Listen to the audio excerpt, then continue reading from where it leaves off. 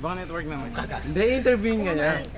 Good evening, ladies and gentlemen. Welcome to TV Patrol World. And now I'm here live at Villa Teresa, wherein there is one person who is wood. Who is wood?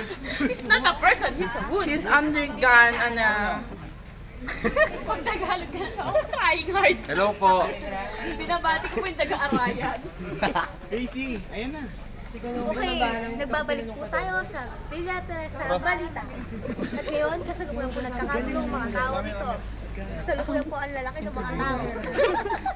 At ako po yung nandili. Ngayon po, kakapanayin natin ng isang kabayo. Tao ba? Alamin. Tao ba to? Tigba lang.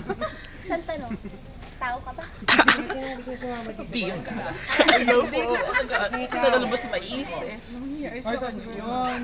Sikit. Ang saya-saya lang namin kanina. Ang ayos-ayos lang. Yung mga walang ginagawa to. Kasama ka na dito. Ay, siya na lang. Ikaw na lang. Dito tayo.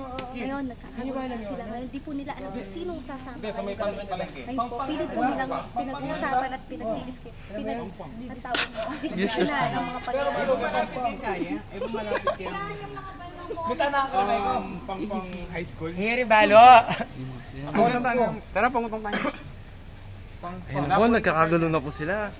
Kuya, ano masasabi mo sa mga pangyayari dito? Nagugulan na ako. Ewan ko. Ate, Alam nyo, alam. Dito ka na lang sumakay. Jen. Kaya dalawa na lang ni... Ay, magbabalik.